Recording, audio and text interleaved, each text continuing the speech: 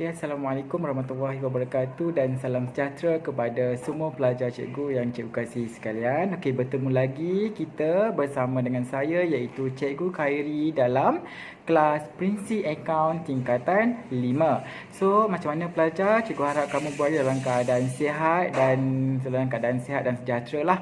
Okey, so untuk bulan yang kelima pada minggu yang pertama kita teruskan lagi pembelajaran kita pada bab yang keempat iaitu di bawah tajuk perakaunan untuk perkongsian. Okey, so cikgu harap untuk pembelajaran kali ini ialah pembelajaran secara maya. Okey, cikgu rasa kamu semua dah tahu dah macam mana pembelajaran secara maya. Okey, so cikgu akan ingatkan lagi. Okey, pembelajaran secara maya ini ialah di mana kamu akan disediakan satu video ringkas yang berkaitan dengan pembelajaran. Okey, pembelajaran yang cikgu akan terangkan dan selepas itu sebaran persoalan atau pertanyaan kamu boleh tanya cikgu dalam grup WhatsApp yang disediakan. Dan jangan lupa like page MMTC untuk sebaran maklumat. Okey, jom.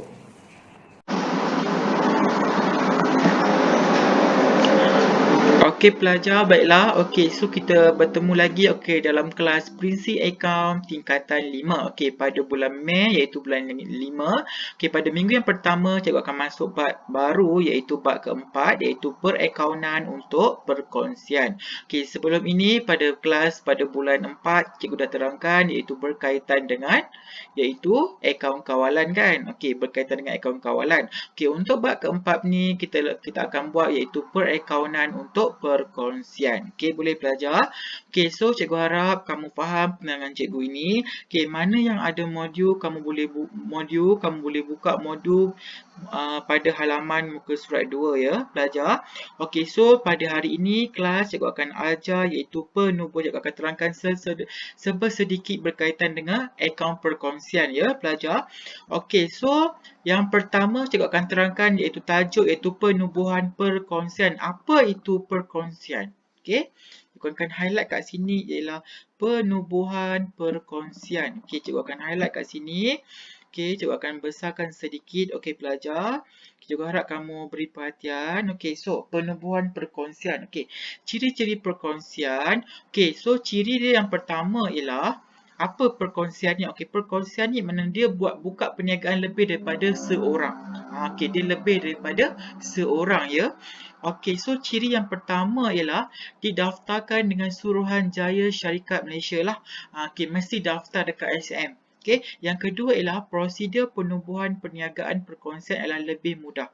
Okey, dia punya cara dia nak tubuh syarikat perkongsian ni mudah saja. Okey, para perkongsi bersama-sama mengurus. Okey, kat sini cikgu highlight kat sini ialah dia mengurus. Okey, mengurus perniagaan dan sebaran keputusan perniagaan. Okey, so dia mengurus dan juga keputusan perniagaan perlu diputuskan secara bersama. Nama pun perkongsian. So apa-apa yang berlaku dia kena tanggung bersamalah. Perkongsian tak boleh. Maknanya 3 orang dalam perkongsian, seorang saja yang bertanggungjawab. Tak boleh. Sama-sama. Kita sama-sama selesaikan permasalahan yang berlaku. Okey, nombor 4. Keuntungan atau kerugian perniagaan akan dikongsi bersama mengikut syarat-syarat yang telah dipersetujui dan ditandatangani bersama.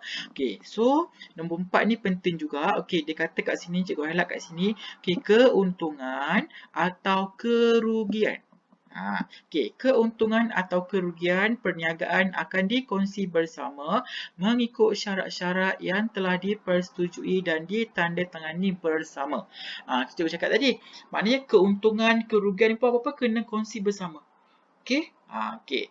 Seterusnya yang kelima. Okey, ciri yang kelima ialah liability. Okey, liability perniagaan perkongsian adalah tidak terhad lah. Okey, liability dia memang tidak terhad lah. Okey. Seterusnya ialah dasar dan perundangan perniagaan perkongsian tertakluk pada ikatan perjanjian. Okey. So dalam perniagaan perkongsian ni dia ada ikatan, dia ada ikatan perjanjian perkongsian iaitu Akta Perkongsian. So kamu kena ingat Akta Perkongsian 1961. Selalu soalan naik dalam kertas 1 dia tanya. Okey, antara berikut yang manakah terkandung dalam Akta Perkongsian 1961? Okey, antara isi kandungan dia ialah yang pertama ialah Okey, so untung rugi sama rata. So maknanya kamu kena ikut atas ni kalau kamu nak tubuhkan perniagaan secara perkongsian ya. Okey, so yang pertama ialah untung rugi sama rata. Okey, maknanya kena bagi sama rata.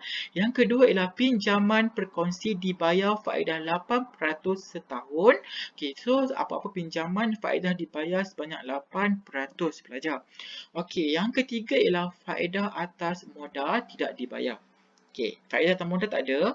Okey, gaji perkongsi tidak dibayar. Okey, gaji perkongsi tidak dibayar. Faedah atas ambilan tidak dikenakan. Okey, buku akaun disimpan di premis perniagaan. Okey, dan semua perkongsi berhad memeriksanya. Okey, cikgu kata tak ada rahsia apa-apa.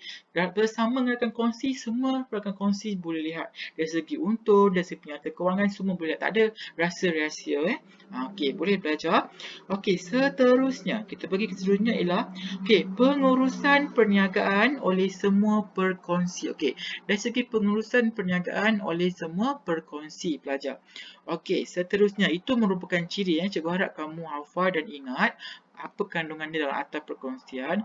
Okey, seterusnya kamu boleh lihat muka surat yang ketiga. Okey, yang ni yang cikgu nak terangkan secara lebih detail. Okey, yang ni lah yang selalu masuk kertas 2. Okey, exam dalam kertas 2 Okey, cikgu akan kecilkan sedikit. Okey, yang ni selalu masuk kertas 2. Cikgu highlight kat sini.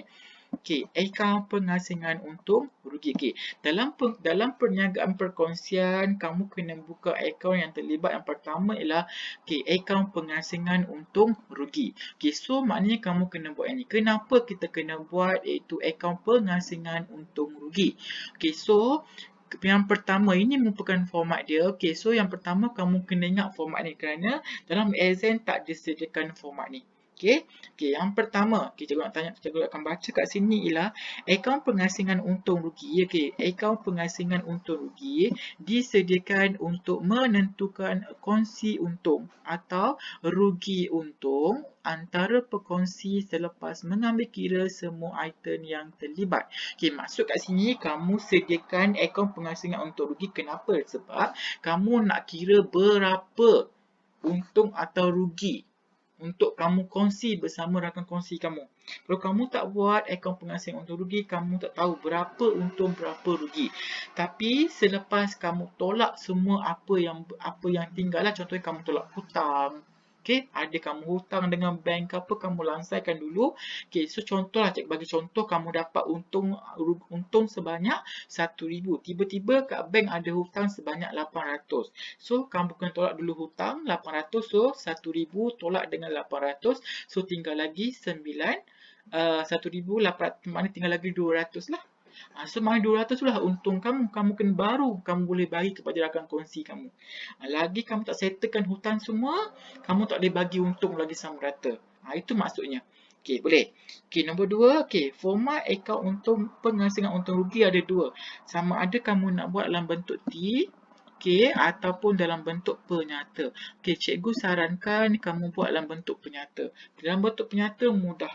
Okey, kalau dalam exam selalunya dia tak nyatakan lah kamu kena buat dalam bentuk apa, tapi cikgu nak suruh kamu buat dalam bentuk iaitu penyata. Okey, dalam bentuk T ni dia agak susah sedikit lah. Okey, so kita tengok satu persatu. Okey, dalam bentuk T, kamu kena bentuk T first, jangan lupa letak perkongsian apa, nama syarikat apa.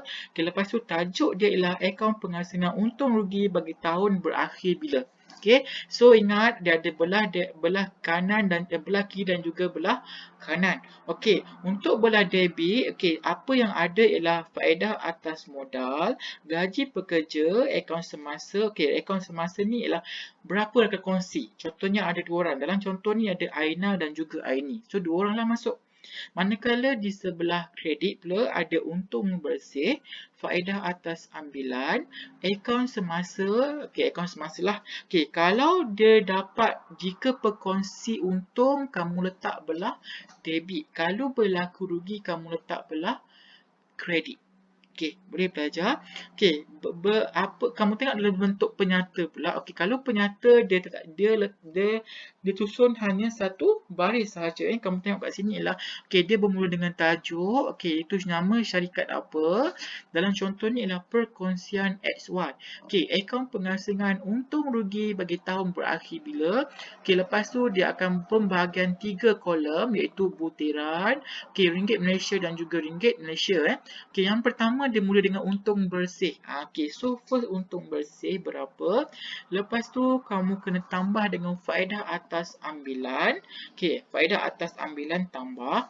Lepas tu kamu kena tolak faedah atas modal. Faedah atas ambilan tambah. Faedah atas modal kamu kena tolak. And then gaji perkongsi pun kamu kena tolak. Lepas tu dapat, barulah kamu masuk akaun semasa berkongsi. Mesti balance sebab apa? Apabila kamu dapat dekat sini, kat cikgu ni, cikgu nampak ni, bila kamu dapat kat sini, kamu bagi ikut nisbah dia. Nanti kamu tengok contoh macam mana. Ikut nisbah dia berapa kongsi bagi nisbah. Contohnya 2 nisbah 2 maknanya samalah. Ikut nisbah dia baru letak sini, barulah dia akan dapat sifar kat sini. Belajar boleh. Inilah akaun untung, iaitu akaun pengasingan untung rugi. Boleh belajar. Seterusnya. So soalan ni cikgu harap kamu jawab dalam modul kamu. So kalau kamu tak faham nanti kamu boleh tanya cikgu dalam grup WhatsApp ya. Seterusnya kita pergi kepada muka surat 4 iaitu akaun pengasingan untung rugi. Cikgu nak terangkan satu persatu apa yang ada dalam akaun pengasingan untung rugi. Yang pertama ialah dalam akaun pengasingan untung rugi yang pertama yang ada ialah faedah atas modal. Faedah atas modal kan kamu kena tambahkan. So faedah atas modal merupakan ganjaran yang dibayar kepada pekongsi kerana menyumbang modal dalam perniagaan. Ni faedah atas modal. Maknanya kita bayar. Maknanya faedah atas modal ni ganjaran yang diterima oleh rakan kongsi lah. Boleh belajar. Tujuannya adalah untuk menggalakkan pekongsi melabur modal yang lebih banyak. Maknanya kita galakkan rakan kongsi ni untuk melabur modal yang lebih banyak. So formula dia ialah modal, ni formula dia. So modal, modal darab dengan kadar faedah darab dengan tempoh berapa. Ni formula dia. Yang kedua ialah kamu kena faedah atas ambilan. Apa yang ada dalam perakaunan pengasingan untung rugi yang kedua ialah faedah atas ambilan. Kamu jangan bertukar pula. Modal dengan ambilan ni jangan bertukar. Kalau faedah atas ambilan ialah faedah yang dikenakan kepada pekongsi yang membuat ambilan. Maknanya kalau ada rakan kongsi yang dia buat ambilan, so maknanya dikenakan faedah atas rakan kongsi tersebut. Boleh belajar. Yang kedua ialah tujuan faedah atas ambilan dikenakan ialah untuk mengelakkan pekongsi membuat ambilan yang berlebihan. Boleh. So dia punya formula dia ialah kat sini. Jumlah ambilan darab kadar faedah darab dengan tempoh. Boleh belajar. Seterusnya ialah faedah atas pinjaman. Untuk faedah atas pinjaman, dia dikenakan kepada pinjaman yang diberikan oleh pekongsi kepada firma perkongsian akan dibayar faedah. So maksud kat sini ialah pinjaman yang diberikan oleh pekongsi kepada firma perkongsian akan dibayar faedah. Semua faedah atas pinjaman akan direkodkan dalam akaun untung rugi. Kamu kena rekod semua. So formula dia ialah kat sini. Jumlah pinjaman darab kadar faedah darab dengan tempoh berapa. Berapa tahun kita buat pinjaman tersebut. Seterusnya ialah kita tengok dari segi gaji ya. Gaji, bonus dan juga allowance perkongsi. Untuk gaji, allowance atau bonus perkongsi dibayar terus dengan tunai atau dikreditkan ke dalam akaun semasa perkongsi. Maknanya kita kredit lah, maknanya gaji ni kena bayar. So formula dia ialah gaji sebenar tolak dengan gaji yang dibayar berapa. Boleh belajar. Seterusnya kita tengok pergi kongsi untung atau kongsi rugi. kongsi untung atau kongsi rugi antara pekongsi ditentukan setelah mengambil kira faedah atas modal, faedah atas ambilan serta gaji, bonus atau allowance berkongsi. Cikgu cakap tadi kena tolak dulu semua yang terlibat kan. Okey, gaji, tolak, bonus, faedah semua tu barulah kamu akan dapat berapa untung tu. Okey, so nisbah rakan kongsi darab dengan untung lah. Nisbah berapa saya cakap tadi kan. Okey, boleh belajar. Okey, itu penerangan dalam akaun pengasingan untung rugi. Okey, boleh belajar. Okey, so cikgu harap kamu faham apa yang cikgu terangkan untuk kelas hari ini. Okay, so itu sahaja untuk kelas hari ini. Okay, so minggu depan cikgu akan masuk lebih detail lagi macam mana kita nak sediakan kita punya akaun untung rugi rakan kongsi tersebut. Okay, boleh belajar. So, cikgu harap kamu faham. Okay, selepas itu cikgu nak kamu buat latihan dalam modul muka surat 2, 3, 4. Okay, 4 dan muka surat 5. Okay, boleh belajar muka surat 5. Okay, so nanti kita bincang dalam grup WhatsApp ya pelajar. Okay, so untuk minggu depan cikgu akan masuk tajuk ekuiti pemilik dalam perkongsian. Okay, boleh belajar. Okay, so cikgu harap kamu faham. Okay, so untuk kelas hari ini cikgu akan terangkan situ saja. Kita jumpa minggu hadapan. Okay, terima kasih pelajar. Okay, Assalamualaikum.